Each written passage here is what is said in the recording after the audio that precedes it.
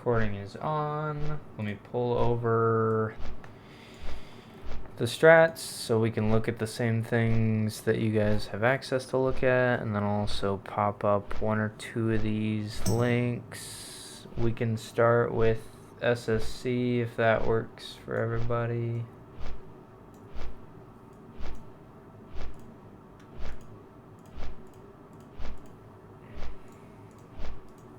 Thing. So you just like save your rage and throw a big shield slam pretty much. Is this threat reset? Oh yeah. Okay. So the other night we did the caster meeting and went over pretty much all those fights in detail. So that's on the YouTube. I'll link that. I've only linked it in the other channels, I think, for now. Initially, I thought we could just combine the meetings, but it seemed like they were mostly available Friday night and healers mostly available tonight. So we'll pretty much just go through one by one. I'll try to mention like where the most of the damage is going to be, who it's going to be on, and then we can have like all our healer assignments set up before we go into raid. So for Hydross, this picture is mostly just for just so you guys have an idea of where the line is. The big thing on this is that the boss applies his marks that increase the damage taken by the whole raid every 15 seconds, and after he puts the mark on, I think it's mark 4, that increases, that sets it to 100% increased damage, we're going to pull the boss over the line.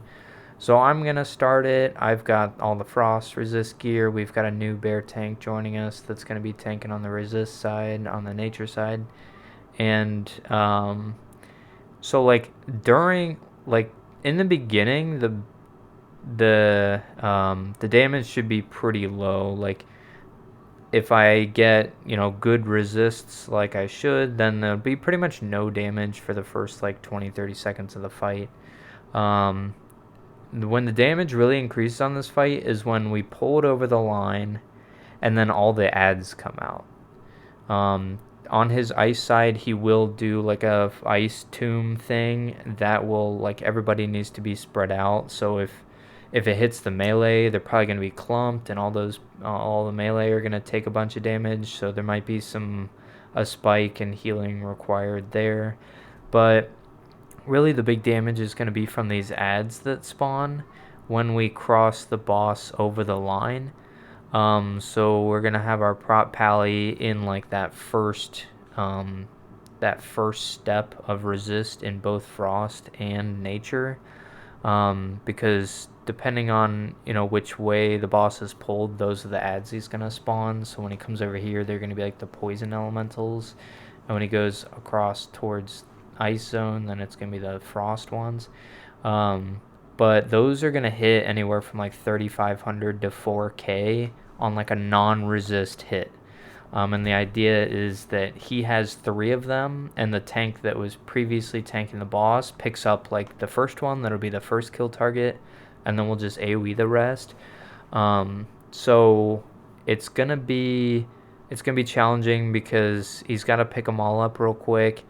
All heals and DPS need to stop when we transition the boss, but then right when he picks those all up, he's going to be taking mass damage. So we'll be using like misdirects on the boss to the other tanks when it comes to like switching between the frost resist and nature resist tank, because we're kind of gimped on just overall stats.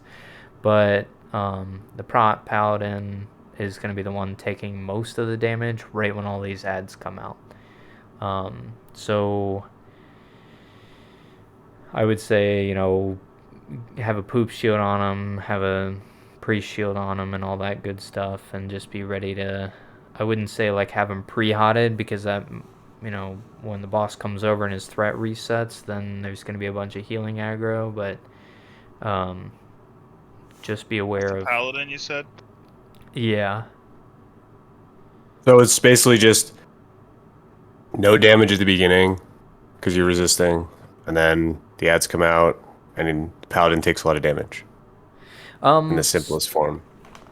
So, like, when we first start the pull, there's elementals that walk across here.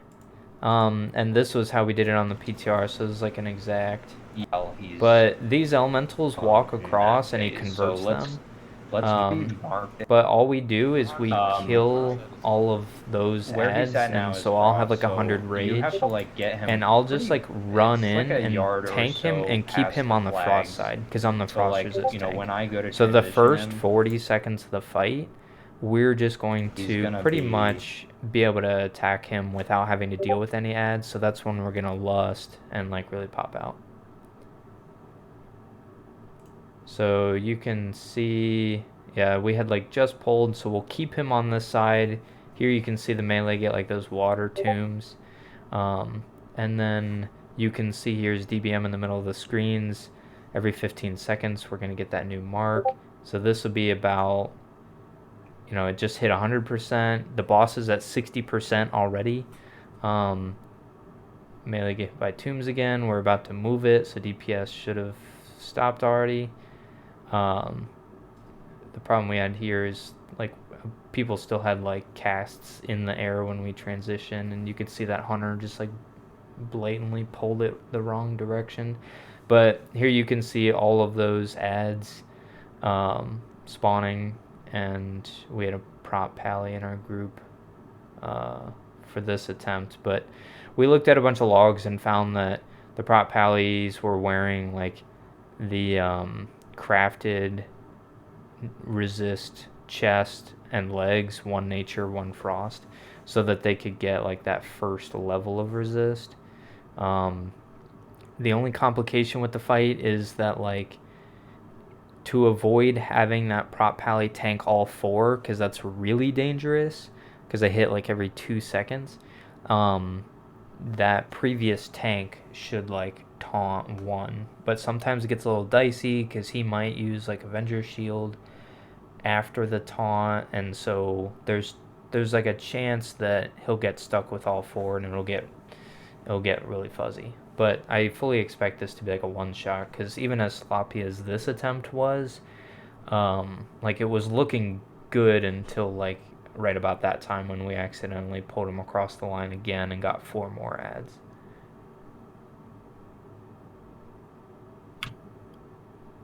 Is my mic working? Is there ever like a strat to like, so like when you pull him over the poison line, it's like everyone's already on the other side of that, so there's literally like almost zero chance that he ever gets pulled back over to the ice side. Is there a reason why the raid doesn't?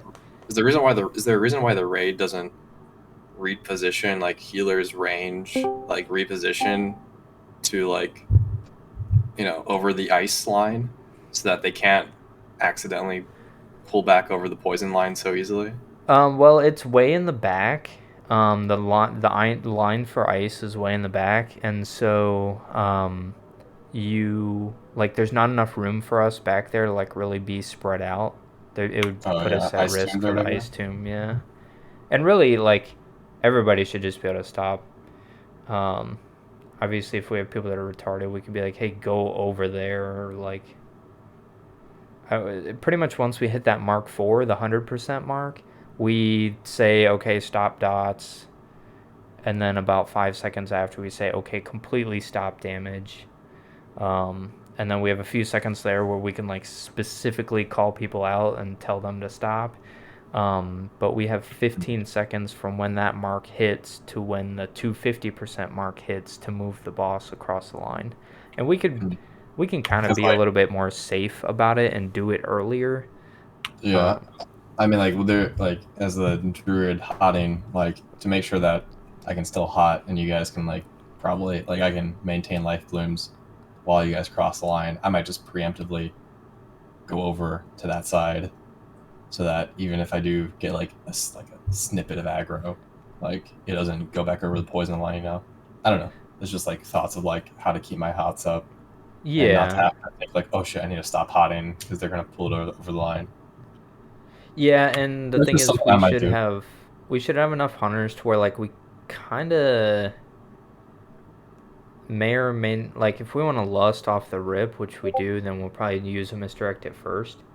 And then after that, we'll have like a misdirect for each transition, and we should have enough to where we can have one for each transition. So, depending on how many life blooms you got out there, it might not matter. It might matter, but I don't know. It resets threat, right? I don't know. I have PTSD Yeah. from methane, so I'll probably like pre-position over there anyway. yeah, this so I is don't wipe the definitely raid. like, yeah, there's a few fights like that are like the Nightbane, like you want to like barely heal, but you don't want people to like not be alive. Yeah, I don't know that that's like a huge worry for healers on Hydross, but have that PTSD when Tidewalker comes out.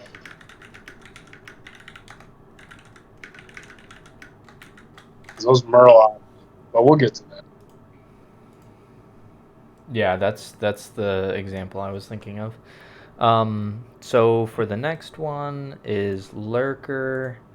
This one's going to be pretty easy. We're pretty much just going to have all of the healers on the center platform here, but on the outside of it. So when the boss does his little whirl, he does like his little 360. Anybody that's on like the inside half of the platform here will get knocked back and take a bunch of damage and potentially get hit into the water and take even more damage. So we'll have everybody kind of on the inside platform so we can reach either the melee and the hunters in the tank, or the melee, the tank, and the range. All the range pretty much just stand on these platforms. We'll have the hunters on a platform out here by themselves. And so besides the whirl, he does a geyser which randomly hits one person and knocks people in that area back.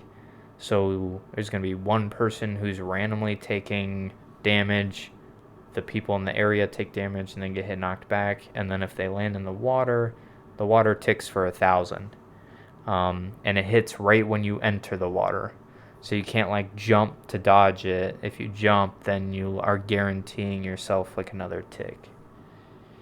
And then he's obviously got his spout. We're going to call it based on like, it's going to start at the tank and then go clockwise or counterclockwise. So you guys just need to like backpedal into the water and then jump back up on the platform.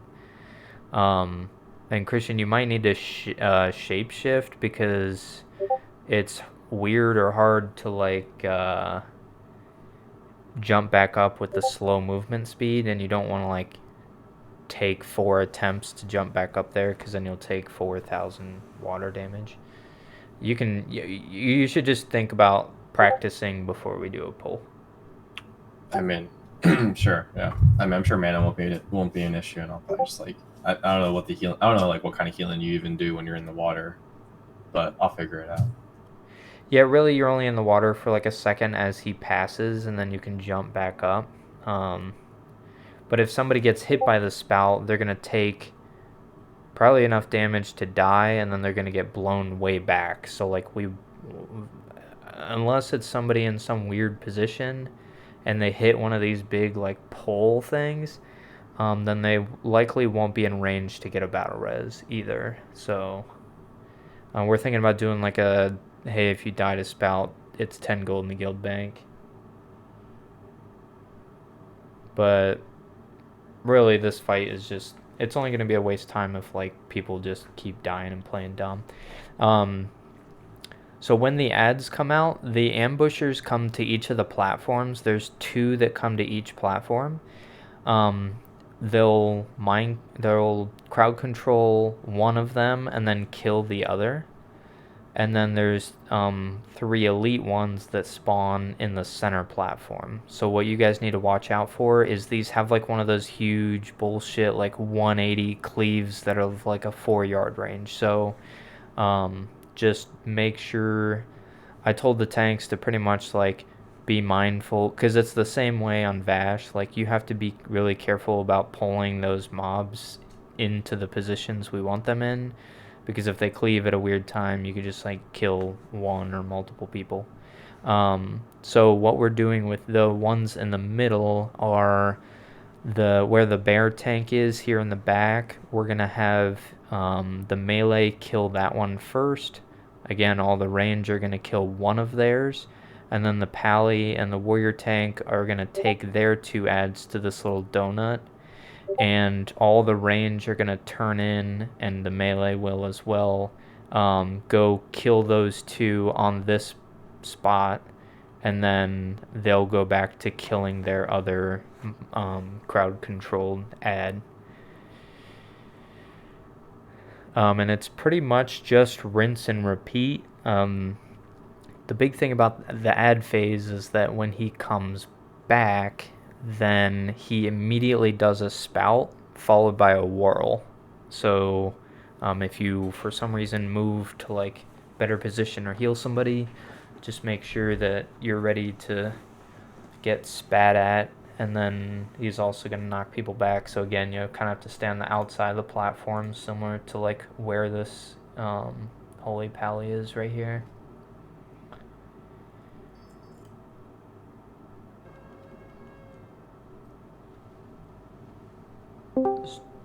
So there's probably a couple examples in here, but like he just did the geyser, which hit this guy back, and then he's about to, where's his cooldown? He's about to whirl, so I'm sure you can see people getting hit by that. Or here comes a spout.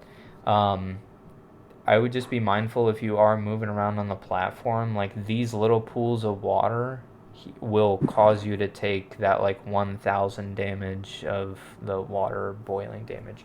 So even if you're walking along the platform and step into it, you're going to take 1,000 damage. And so like from this position, you should be able to hit both of them. Hello? Hello. Hi, everybody. To those that haven't met yet, but hello. Yeah, can I talk to you real quick? Let me get through some of these bosses real quick, because we're recording for the healer strategies for tier 5. Okay, just send me a Discord message when you're ready. Okay. I bet. Is that Kaze? Yeah, he was asking about an LA shaman. Because they got some other people. I guess their GM threw in the towel. Anyway, so you pretty much just go back and forth in between those 2 phases until the boss is dead.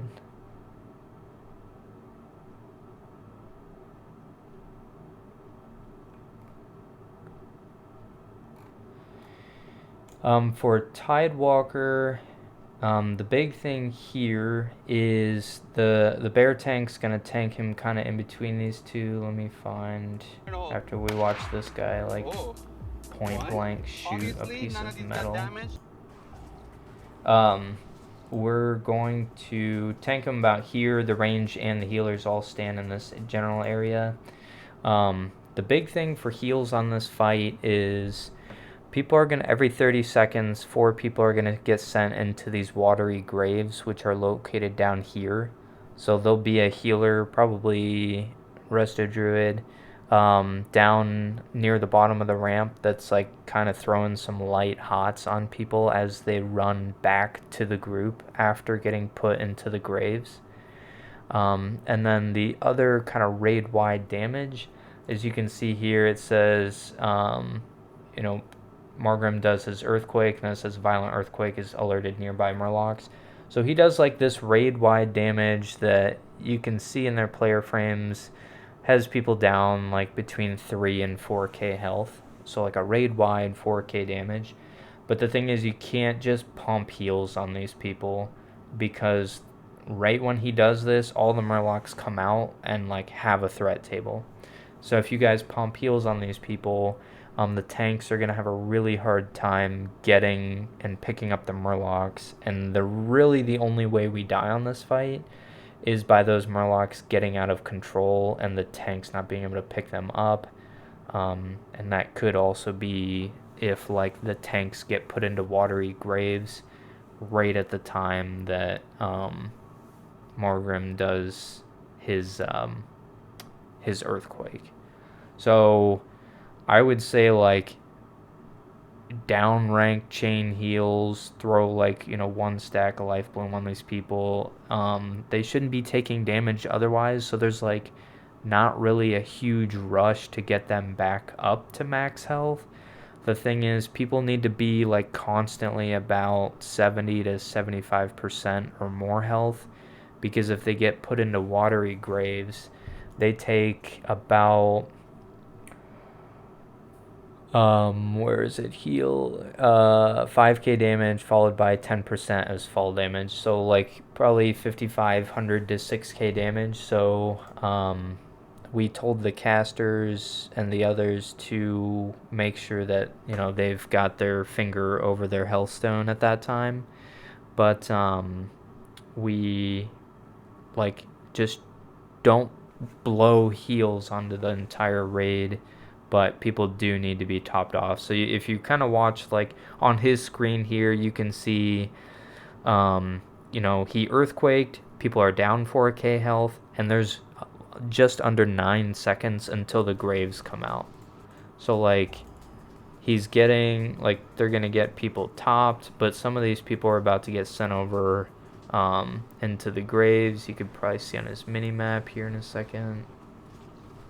Yep, so 4 people go over there, and then it holds them in the grave for like a few seconds, and then like that guy's down like pretty low, and some other people got pretty low. But just have people generally up in like the 3/4 health range.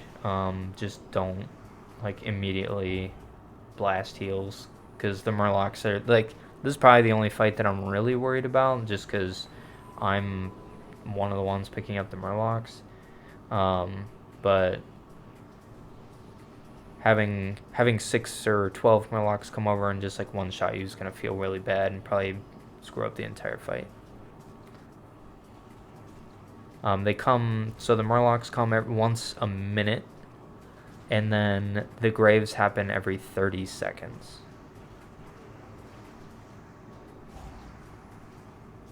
So if you watch this video, you can pretty much see that like by the time they kill these 12 Murlocs, it's only like a few seconds before Tidewalker does his earthquake again. So this is really just like a rinse and repeat. There was maybe like 5 or 6 seconds there on that one. So there's going to be constant damage, and the raid's constantly going to be like half health or below. Definitely just want to make sure they're at that like 70-75%.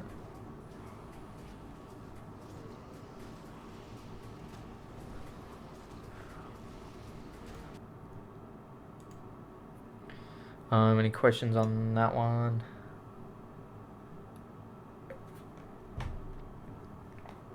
Murlocs don't hit hard.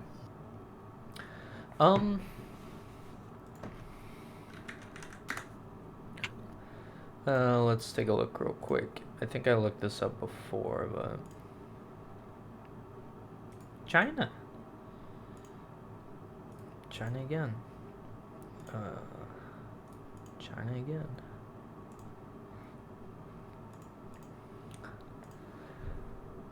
All reports. No.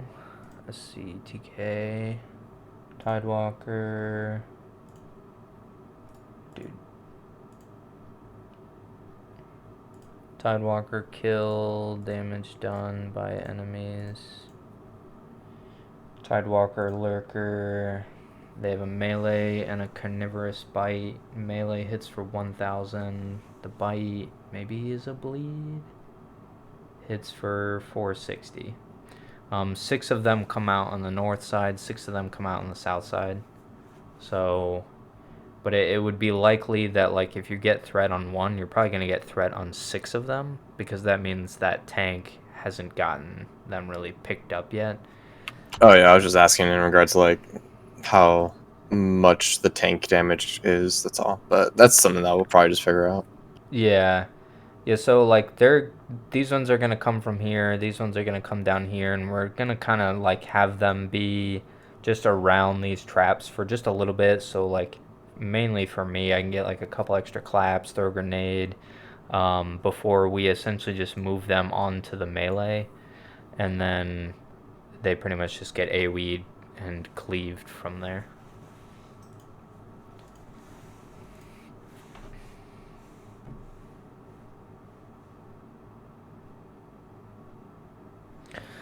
Okay, and then next one's Fathom Lord Karathress. This one's going to be probably the easiest fight in SSC.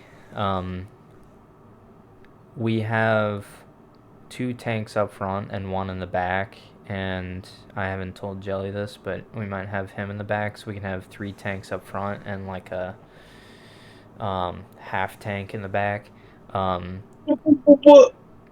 Whoa. So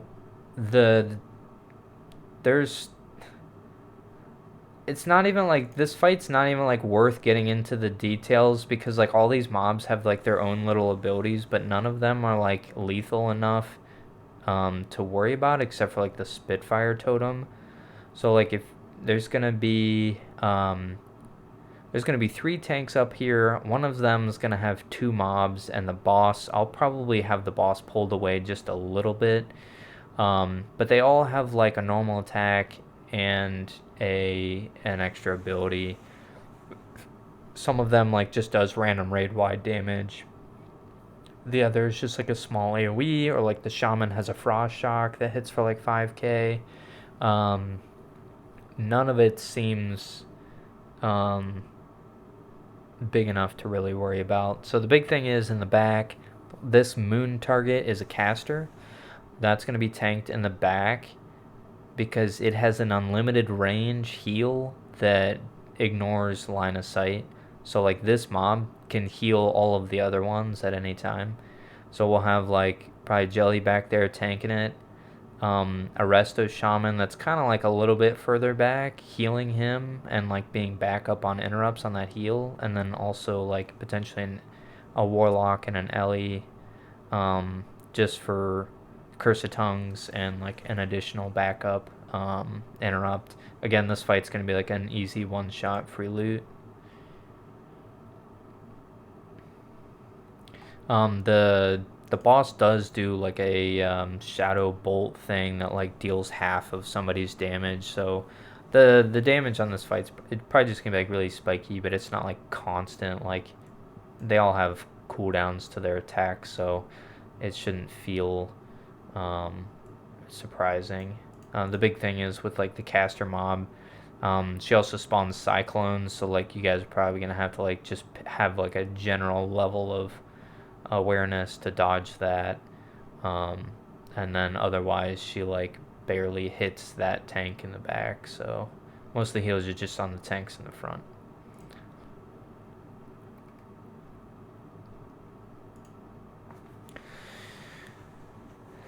For Leo, we are going to do like a similar little positioning thing just because it'll be easier to like tell people where to stand and then tell them to run backwards instead of like on Groll. You just kind of trust people to spread out, and then when they don't, you're like, I guess we're going to have to tell you exactly what to do. But these will generally be like each of the caster groups. Like one group will be up here and be able to run back this way when you whirlwinds. Another will be down here and run this way. And then the hunters will kind of just be over here and be able to like spread out. And then the melee and the tanks in the middle, and the healers should kind of just generally be in this middle area so that we can kind of do a little loose spread when he does his whirlwind, and then all these other people can, like, if they get targeted, run completely backwards. So most of the damage here is from the boss's whirlwind because it applies a bleed. So if people are stupid or clumped up, then you'll get like he's gonna target one person and kind of like fixate on them and whirlwind towards them. But if he doesn't get to them within like his 3 or 4 seconds, he just switches targets. So like that person that he's targeting could not get damaged at all. Or if they're too close and then he decides to pick the person that's closest to them, they could just like get wombo comboed and get like 3 stacks of this bleed, which ends up ticking for like a few thousand each when it's stacked. So that's where like if people are just playing dumb, not running away, and are getting too many stacks of that bleed, it's going to get overwhelming, and it's obviously not going to be the healer's fault, but you'll feel like a lot of pressure from that. Generally, it's stupid melee trying to DPS during the whirlwind, so we'll be able to call that out. The boss has 2 phases, so he's got his human form, which he's in for 45 seconds, and then he'll have his demon form that he switches to after that. So he does all fire damage during demon form, so we have Schnauzer with a fire retardant suit where he's going to be positioned about in this area, and the boss, like, he'll use Searing Pain to pick him up, and then he'll pretty much be taking all the damage during that phase. So the boss will be stable. One person should be taking pretty much all the damage until about halfway through his demon phase. At about the 30-second mark, he'll cast Inner Demons on people, and it's 4 or 5... 4 or 5, yeah, 5 raid members, and so they'll have the, like, rest of the demon form duration, which is 30 seconds, to kill those inner demons, and only that person can attack them. So you guys really need to consider what you're gonna do if you get one of those demons, because if you don't kill it, 12k health within 30 seconds, then you get mind controlled and we have to kill you. And typically how it works is you also can't be rezzed or you can't onk after that. I'll have to check and see if that is, like, still a thing or will be a thing, but I just would plan on, like, having an idea around what you're gonna do to kill them. There are, like, I can post it here in the channel, but they are susceptible to, like, holy damage, so, like, priest smiting is, like, the easiest any class can kill them. And then, like, shamans can drop, like, their fire Ellies and, like,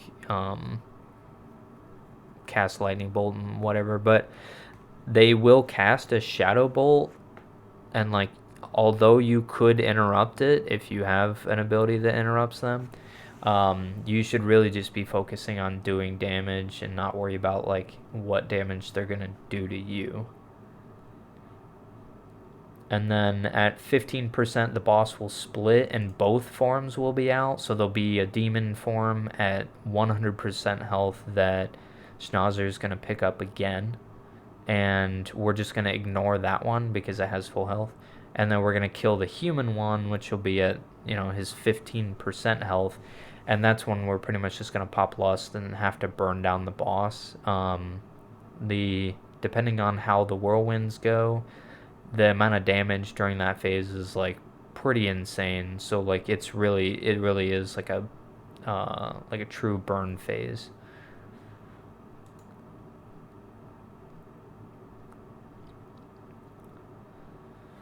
Any questions about that one?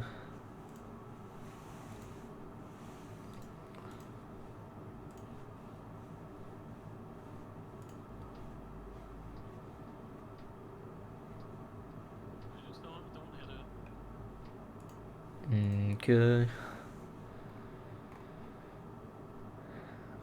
We are at 5:06, so we'll scroll down to Vashj. Did I post Vashj for you guys? I don't think so.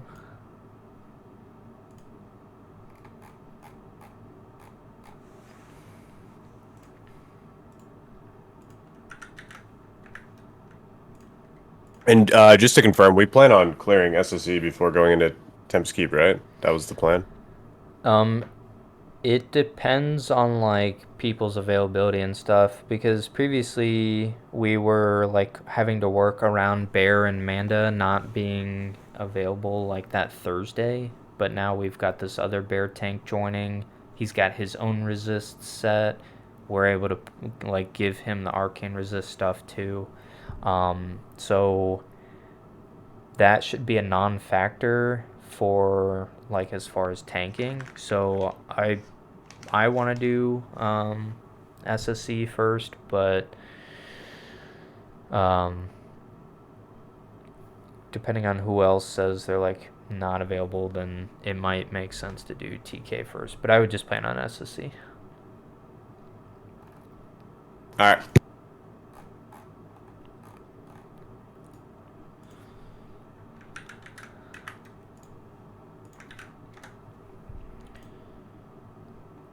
Okay. So let me grab.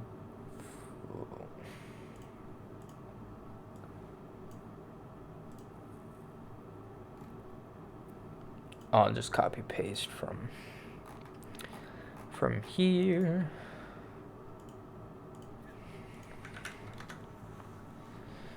So for Vashj, she's got 3 phases. The first phase, like what we're gonna do is kind of similar to Maiden. We're all gonna be able to like stand on the outside platform here at the beginning, and we'll be able to run up together. If I could watch this one more time. It's gonna be crazy. So like this guy's in the back here, but as an example, like we'll all be able to run up together. And during phase 1, it's pretty much just the tanks taking damage. She does like a little static charge that is very similar to the those 2 Sentinel mobs before Curator and Karazhan, where it like, you know, somebody gets it and that person needs to move out. That's like the only mechanic that we really have to worry about during phase 1. So that is from 100 to 70%. The thing is, like, the tanks and melee can get rooted, so if they get rooted and get the static charge, there might be some extra damage, but the boss is tauntable, so we can move her around in those cases. At 70%, she activates her little shield generators, so she'll be locked in the middle and we won't be able to attack her, which is like this. She'll be casting this like fork lightning here, but we pretty much just ignore that. It's just some like constant raid-wide damage based on people's location, but it's not enough to like try to avoid. So it's just something that's going to be happening throughout this entire phase. The big things here, and I've used this little map in the past, is that there's going to be a couple different type of mobs coming out. One's going to be this Strider that runs around. All the range are going to kill that, and an Elemental Shaman is going to kite it around the platform. So you can see it coming in here.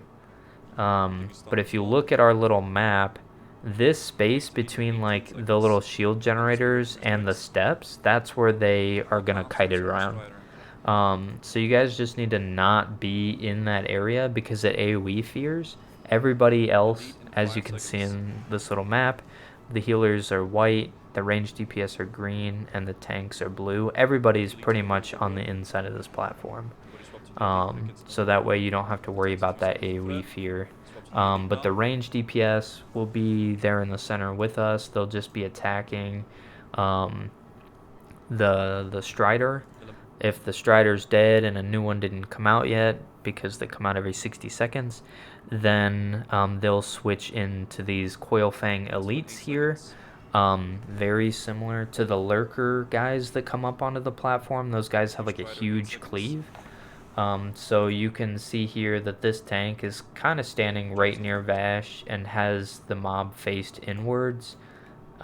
Pretty much exactly the same as we've got it here. So we've told the tanks to be careful about when pulling those through the group because it will cleave and one-shot somebody, but just make sure you don't, for some reason, end up in front of that mob or in its like frontal cone, because it should just kill you.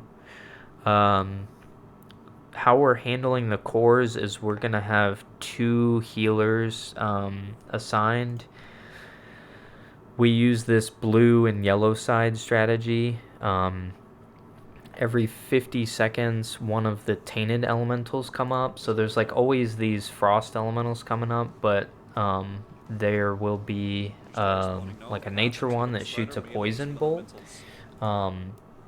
that will drop the core that we pass around and right click on the little shield generator to deactivate it. So we have to deactivate all 4 of these shield generators before moving on to phase 3.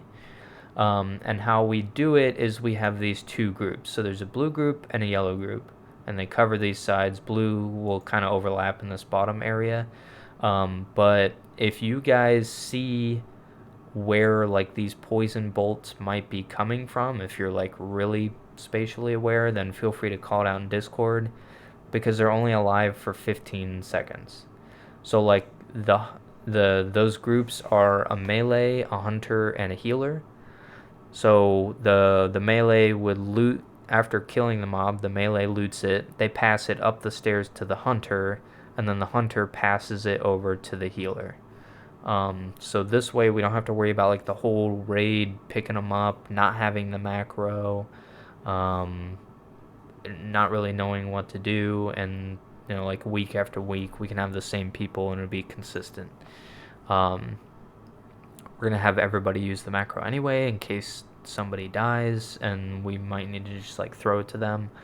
But I wouldn't expect it unless you're assigned to be a core thrower or a core dunker if you're a healer. So in the past, if we missed 2 of those, then the fight just got too overwhelming and it was generally a wipe.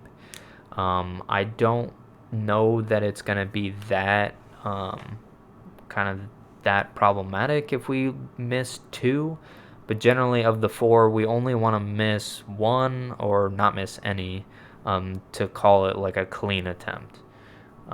So once all 4 of those shield generators are deactivated by those cores, then she starts phase 3, where she kind of just like goes back to phase 1, but there's these spore bats overhead that just like are spitting a bunch of poison on the ground.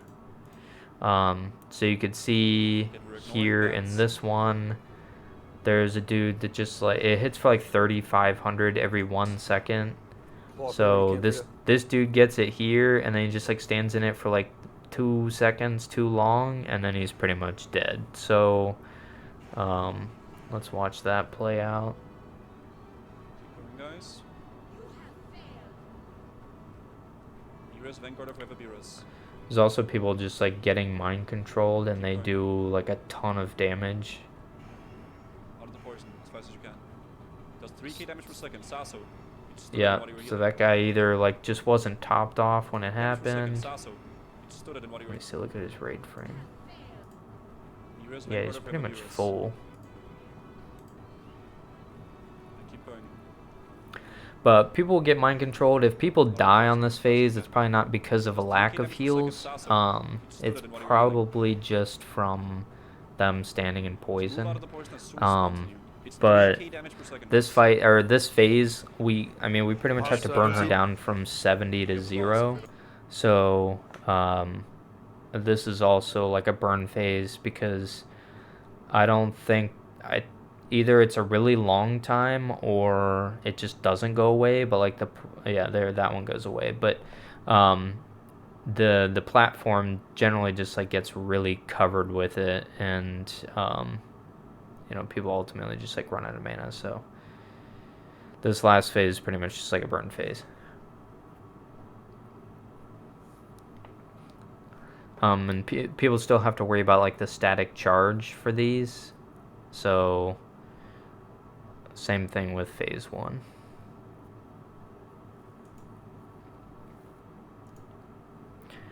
Any questions on SSC?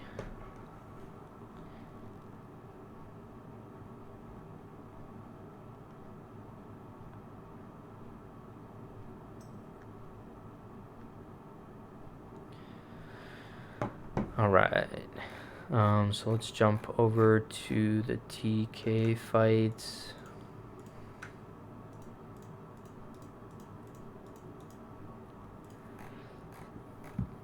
So the first one we'll go over is Void Reaver, because it's the easiest. We all pretty much run in together and stack on Void Reaver's butt, except for the hunters. We may not have 5 hunters, but even if we have 3, same strat still applies. The hunters pretty much just take the orbs and strafe back and forth. So you can see here, it's really important that we all like are stacked when we run together. Because if we're staggered or if somebody's behind, then they might, Void Reaver might like cast his first orb on that person in the back, and then it would hit everybody, and it pretty much just kills you. So we're all just gonna stack in the middle. The hunters are gonna be on the outside, and they should be able to pretty much avoid any incoming damage. But Void Reaver does this like AoE pounding, and since we're all within melee range, then we're all gonna take it. But really, this fight, other than like his threat mechanic and doing the knockback that reduces the current tank's threat by 10k, it should pretty much just be a tank and spank.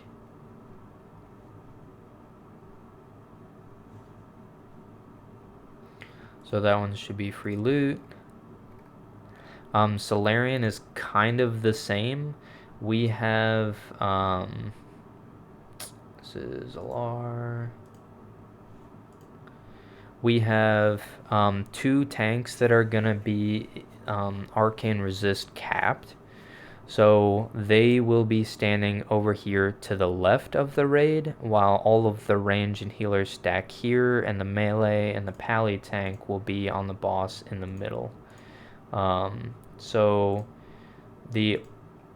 you'll see here that this guy is like showing an example of when he gets this debuff, but again, you can see the melee and the boss here in the middle. During phase 1, all she does is arcane missile random people, and then she also casts this Wrath of the Astromancer debuff on people, and all they have to do is like after it expires, after 6 seconds, it deals like 3k damage or something like that. But once it expires, it jumps to the nearest player. So we're doing this arcane resist strat like he's showing here. You pretty much just move over, wait for it to expire on those tanks, and then run back to the group. So this negates the whole mechanic of like the huge amount of arcane damage that goes out to the entire raid by just having it jump in between these 2 guys, which are going to hopefully resist most of the damage. So that's constantly happening, and then she has like a small phase 2 where she despawns. So here you can see that she disappears. There were 3 lights, and then from each of those lights, like 4 of these little ads come out, and the prop pally pretty much just picks them up. They all just get AoE down in just a few seconds here, and then when the boss comes back out, she brings 2 priests, which we kill first and then get back on the boss. So this one's really easy as well. At 20%, she turns into a big Void Reaver and does a threat wipe. So we'll do like a little misdirect. The boss fears at that point, so we'll drop Tremors, and we should have a fear ward up on the pally tank. But she doesn't hit hard in this phase, so at this point it's pretty much a kill.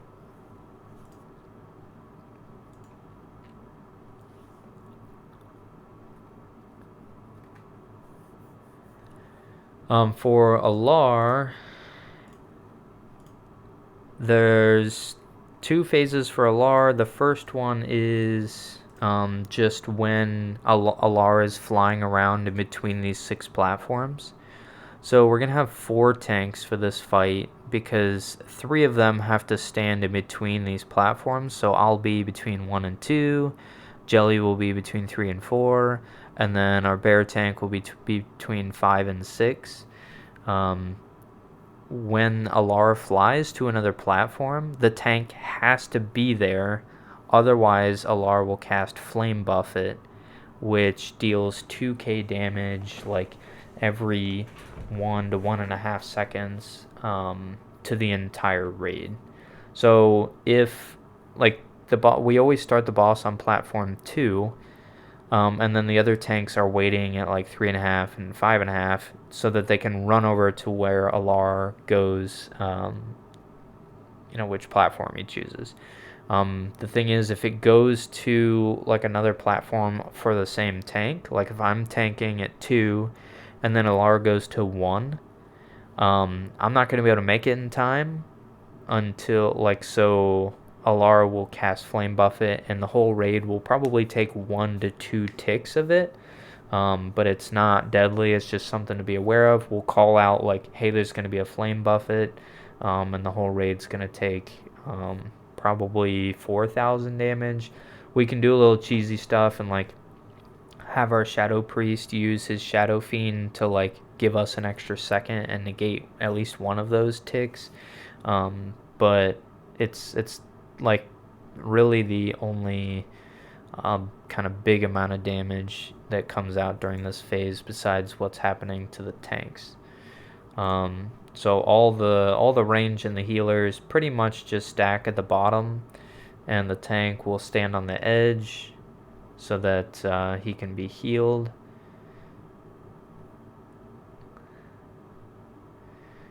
There's a chance that when Alar switches platforms, he'll actually fly up into the middle of the room.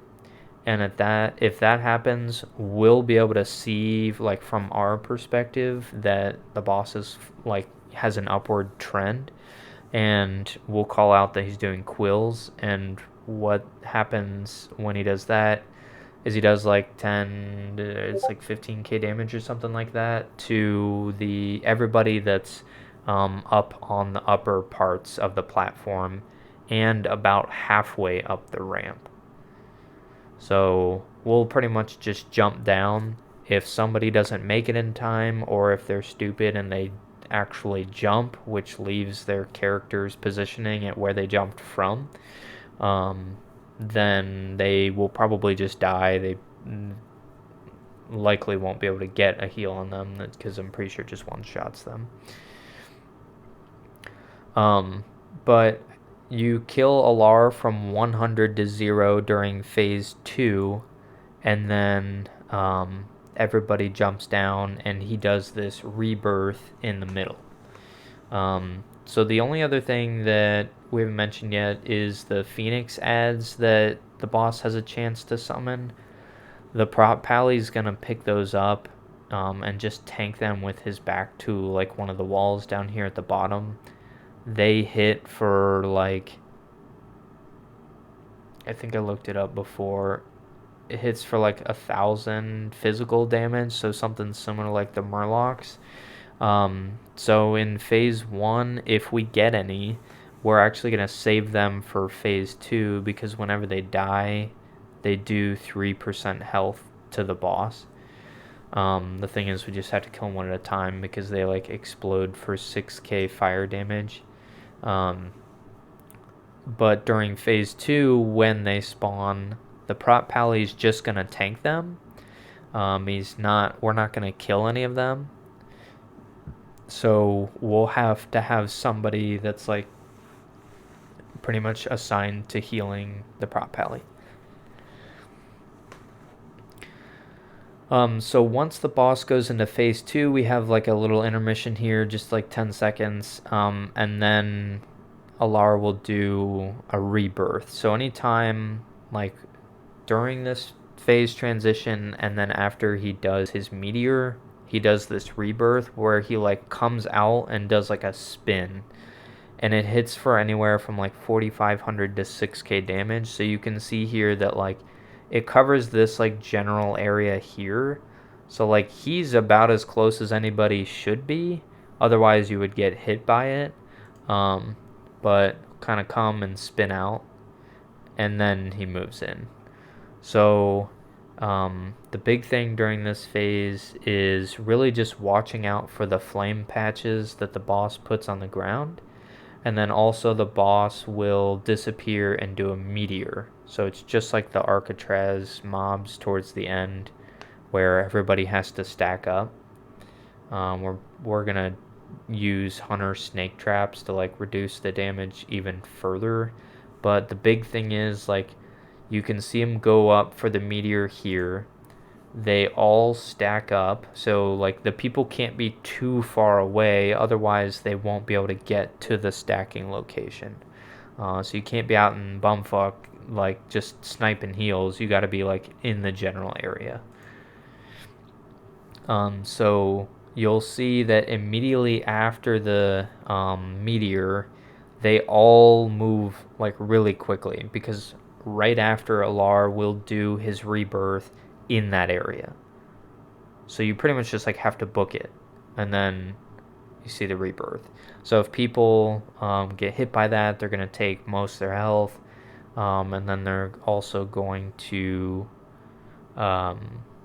get knocked back. So otherwise, it's really just like there's a tank swap mechanic, because the tanks get like a melt armor debuff.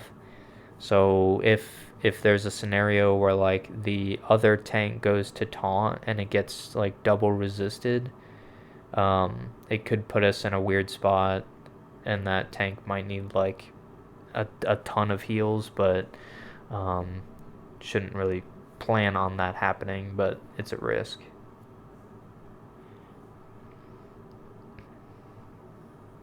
We're typically we'll probably lust like after the first meteor. It's about a 1 minute timer in between the meteors, so we should be able to get full use out of a lust at that time. If the attempt is like, if the boss is at like 20% health and we only have one more meteor, and like there's like more than probably 2 to 5 people dead, then we might just call for everybody to stay spread out for meteor and just let one person eat it, rather than put like too much pressure on the rest of the raid.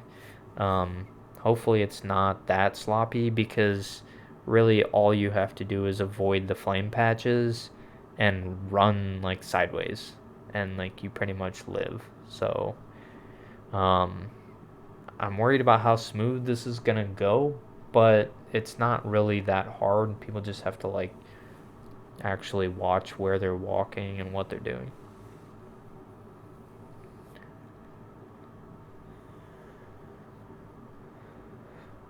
We might use a mark to kind of say like, okay, after the meteor, everybody follow the mark to the side, like, you know, that 5 or 10 yards that we need to, and then spread out. That way we just know that we're like clear from the rebirth.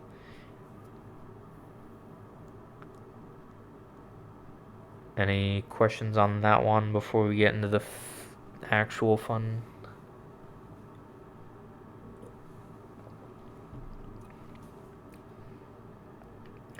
Most of the damage is fire damage, but like the boss and the ads hit for just physical damage.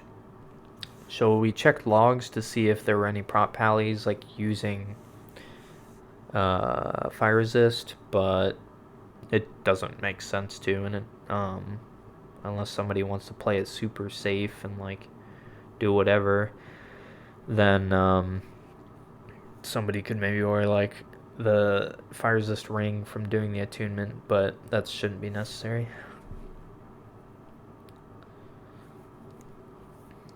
So flame patches there hit for like 2700 every 1 second, and the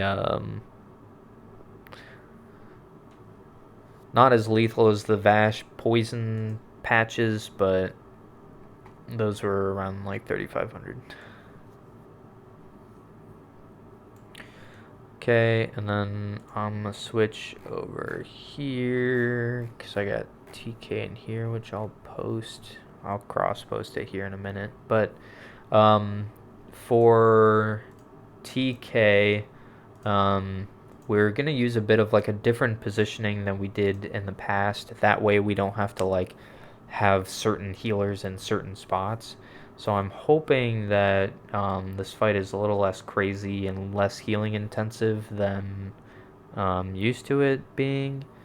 But there's 5 phases, but we should better run through them real quick, because really it's just like what kind of damage is going out. the first phase is the advisors come out one by one. The first one is a Staladred guy. He just fixates on somebody and like will do. He's got an AoE silence within 8 yards, so similar to Shade. If you like walk right on top of Shade, you're gonna get silenced. But he also fixates on somebody, so he'll like just target somebody and walk towards them. And he has a knockback that has a 30-yard range. So like, if you're the one that's targeted, even if the boss isn't right on you in melee range, he can still do this huge knockback on you. So like, your only job if you get fixated is to run away. So we've got this nice little map, and I'll post this in the healer chat, but these are the locations where we want these mobs to die, because in later phases they all res at the same time. And so if we have this skull target, Thaladred, if we have him die in the back, when they all come alive, we don't have to immediately worry about like somebody getting chunked and the whole raid getting silenced. So in the first phase, like once he's at like sub 20%, we need to make sure that like he's already up against this back wall, like pretty much dead.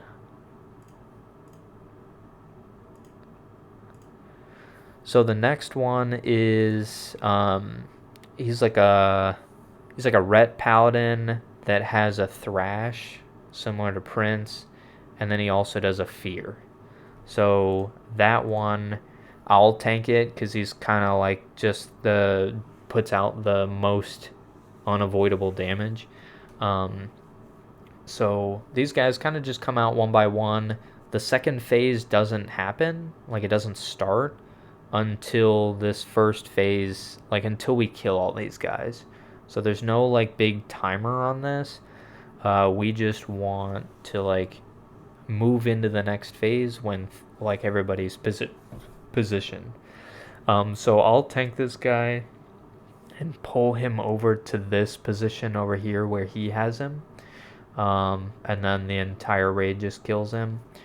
His abilities are, he throws a grenade which hits for like 6k damage, so like melee need to be max range, and then he puts this debuff on somebody called Remote Toy, and it stuns them like every few seconds for multiple seconds, and it lasts like 60 seconds. So the big thing is, we don't want to push, or I'm thinking about the next guy, sorry. So this guy just does his thrash and his shield shit. The next guy does his grenades, the fourth guy. So the caster mob is tanked by a warlock, and then nobody can be within 30 yards of it. So whoever is in 30 yards is at risk of getting hit with a conflagrate, which also like disorients one person and hits everybody around them. So we use a Shadow Priest to be within the 30-yard range because they have to for Mind Flight anyway, and then we have a Warlock just take like tank that target. The damage is pretty good. The Warlock doesn't. It's kind of like the Mage tank on High King, where like they get hit with the cast, they need to be like healed to full health. And then again, like they just are gonna have to balance that range pretty good, because if this mob gets loose like it does here, like it's a huge shit show. But again, like we're not timed during this phase, so people don't need to worry about like killing this mob really quickly. We need to make sure it's like clean, it dies in a good spot, and nobody dies pretty much during any phase of the fight until like the last one or two. So that one is this moon here in this picture. We'll have it try to have it die up in this upper right area here, like kind of right there where they've got it, so that later when it comes up, that Warlock and Priest can use similar positioning to tank it during that part of the fight. And then the last mob is the one that throws the grenades and does the little remote toy. So again, melee would just need to stand at max melee range. And then with his stunning debuff, the only thing that's important with that is that it's not on a tank when we try to move into phase 2. So it might feel like really dumb, but if we have it on like any of our tanks and the mob is like pretty low on health, we're probably just going to have everybody stop damage so that it can go onto somebody else. It would be good for people to bring free action potions, because they'll clear the stun every 5 seconds for 30 seconds. So like during the last half of the debuff, if you use a free action potion, then you can kind of like negate most of its effect. But still, it's just important that like our tanks don't have it when we transition, because they can't really tank their weapons if they keep getting stunned. So once this mob dies, then it automatically triggers phase 2, and that's when all of the weapons come out. So I'm going to do a little scribbly scratch here. You'll see it here. They pretty much just have like, the tanks in position. The raid generally just kind of like stays in the same area, like this area here, for like most of the fight. Obviously you gotta spread out for like the whole Thaladred part where he's just fixating on somebody. But how we're going to handle the weapons is that the warrior takes the axe straight back here by itself, because it does a whirlwind and it would probably kill anybody else. There's going to be a hunter over here that tanks the bow and have it face away, because it does like a cone multi-shot. And then the prop pally is going to pick up all the other weapons and tank them over here on the side. This leaves the bear tank. He'll taunt and pick up the staff, because that's the one that deals the most damage, and it also does like a frost nova, and it's kind of just like a huge pain. So the kill order is everybody kills the staff, then the range go to the bow, the melee go to the healing mace, and then everybody cleaves down the rest of them, and then we single target the axe. After the weapons are dead, everybody can loot them. So everybody can get whatever weapon they want. Obviously, you guys will want to go in and get the warp infuser. So you might find it beneficial to create a macro that like /target warp infuser, so you can at least see where it's laying, so that you can go loot it. But if you look up like these fight guides, it'll show you what the benefits are and like what the stats are of all those weapons. But the infuser pretty much just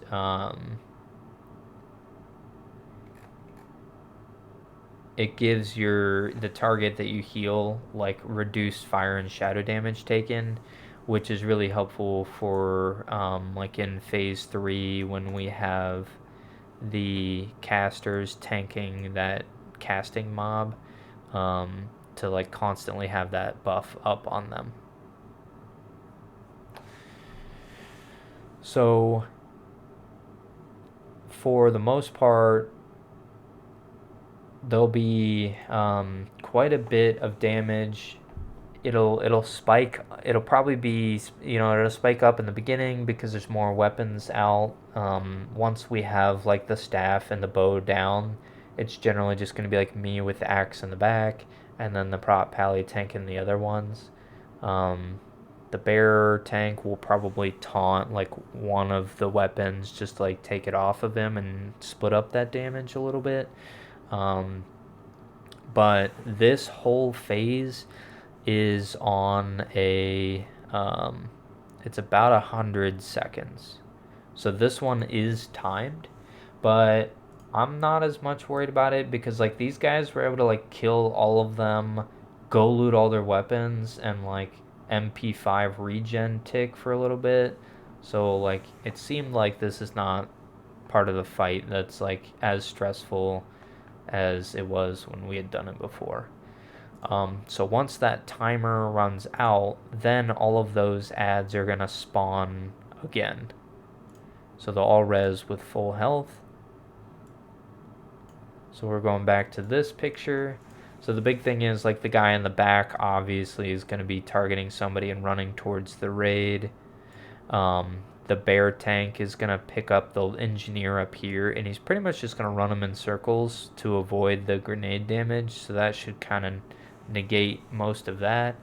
I'll go pick up the that Ret Pally again, and then the Warlock and the Shadow Priest will be on the caster. So this is where we'll Lust, burn down Thaladred, and then the range will go to the caster, and the melee will go to the Paladin, and then the entire raid will then kill square.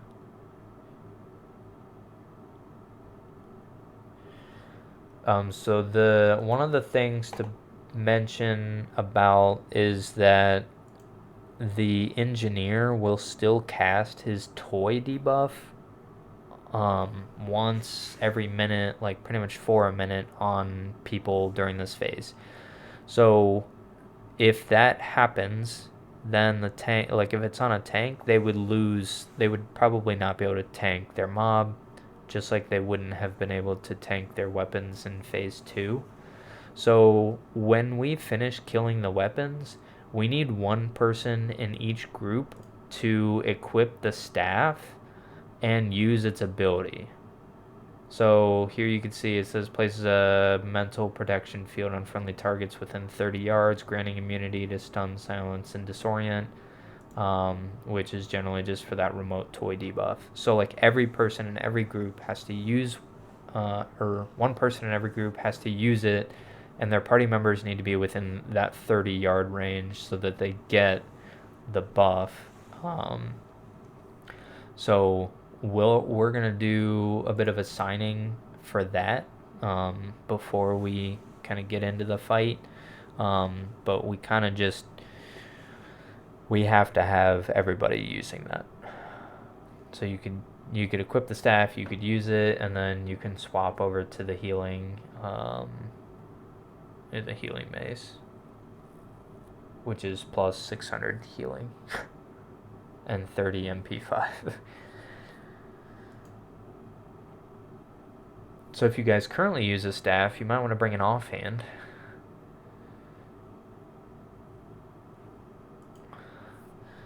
Okay, and then after we have 3 minutes to kill those, and then KT comes out. So the last 2 phases are pretty much just KT up on his platform, and we have to either deal with his Pyroblast, or in phase 5 at 50%, he'll use this little gravity lapse thing where he throws everybody up in the air. People are gonna get mind controlled, but let me move forward. So we have these phoenixes that are gonna come out. We're gonna have an LA shaman kite them around the back. They do like a little hellfire here, but generally they shouldn't be doing damage to anybody unless the shaman loses threat, which he probably shouldn't unless he gets like multiple frost shock resists, because that's high threat. But it does like an hellfire, so if it gets in the group, that would deal a lot of damage. But you can see here that once it dies, it turns into an egg, and the whole raid has to turn around and just kill that. So it's not as much for you guys, but damage is going to be shifting around. People are going to be paying attention to different things. And generally, like, you guys need to also watch out for, like, this, he casts this Flame Strike, which has, like, a huge animation. You can't really miss it, but just make sure you don't stand in that. And the main differences between Phase 4 and 5 are that in 4 he does his Pyroblast, so here you can see he begins to cast it, which this point of view is pretty terrible. But what he does is it's kind of similar to like that healer, the healer in the High King Malgar fight, where he puts up a shield and then he starts to throw a heal. What KT does is he throws up a shield and he chain casts Pyroblast 3 times. So generally, like, the shield's big enough to where you can't kick the first one, so the warrior uses the ability that comes with the shield to absorb the like 100,000 damage that it does, and then the shield will be down after that, and they kick the second one, and then once you kick one, then he won't do his third one. So once he's at 50% health, then he does this gravity stuff where he throws everybody up in the air. And so between this Phase 4 and 5 transition, when he gets to 50%, there's like a 10 to 15 second intermission here as well. So there's a nice little break. We get a chance to like kind of clear up the any phoenixes that are left before he comes back out, and we kind of have to deal with similar mechanics. So you'll see he casts this gravity lapse. So this is the only thing he does different. Any of the phoenixes that are alive during this phase they just kind of wait on the ground. They pretty much just like evade bug, don't attack, don't move or anything. But everybody has to spread out both vertically and horizontally during this phase, because this energy blast thing that he does is like a chain lightning where each bounce does more damage. I guess opposite of chain lightning. But then after 30 seconds, he drops everybody, and they all take fall damage based on how high they are. So we'll call for it a little bit beforehand and say like, hey, he's about to drop us, like lower yourself so that you don't take the damage.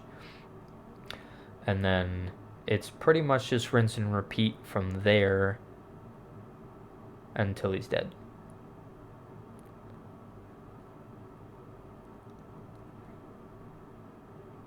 For casters, it's pretty much just one of those things where like once you're comfortable with what you're doing, where you need to stand and everything, then you can really not worry about all the little things that you might not be comfortable with, so you can like kind of put max damage out on the ads. But it's mostly like those time sensitive phases and like getting that staff used on everybody, those are like the 2 main fuck ups.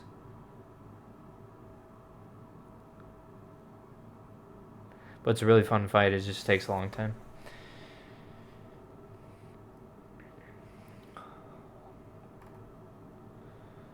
So that's pretty much everything besides trash.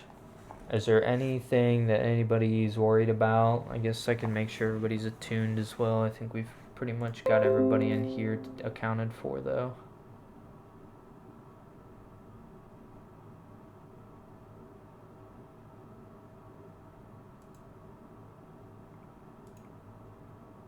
Christian, did you get your mag kill last week and then turn in?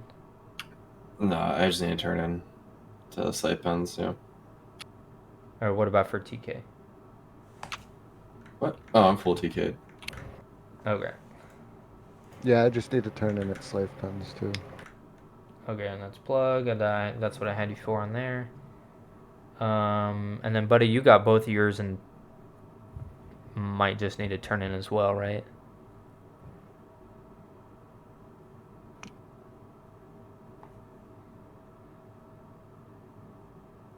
Maybe.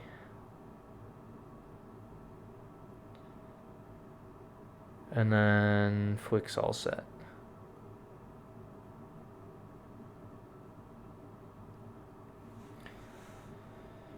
Well, hopefully you guys are as excited as I am.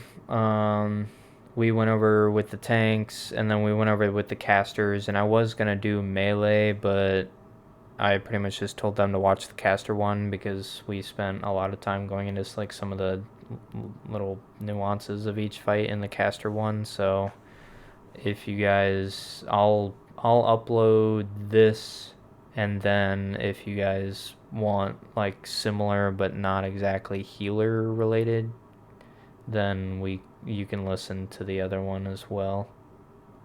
But it is pretty long.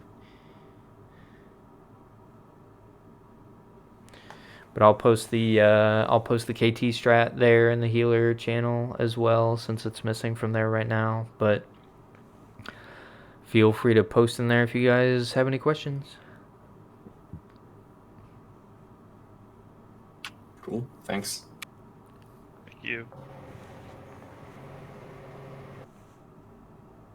Oh, I didn't. Thank you. Didn't sneak in any keywords.